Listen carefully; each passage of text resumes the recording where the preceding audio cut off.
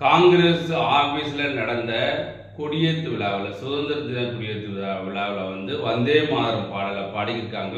முழு பாடலும் பாடுறதுக்கு முன்னாடியே ராகுல் காந்தி எதையுமே கண்டுக்கிறாம மும்முன்னு நிற்கிறாப்புல. இந்த சோனியா காந்தி என்ன ஏன் இவ்வளோ ஃபுல் பாட்டும் பாடுறீங்க அப்படின்னு சொல்லி பாடும்போதே பாட்டு பாடிக்கிட்டே இருக்கு. அங்கிட்டு போய் சொல்லிக்கிட்டே இருக்காங்க. அதை நீங்கள் பார்க்க போறீங்க, பாருங்களேன். இதுதான் நாட்டுப்பற்று. யாரு? ராகுல் காந்தியும் சோனியா காந்தி நாட்டுப்பற்றை நீங்கள் தான் பார்க்க போறீங்க, பாருங்க.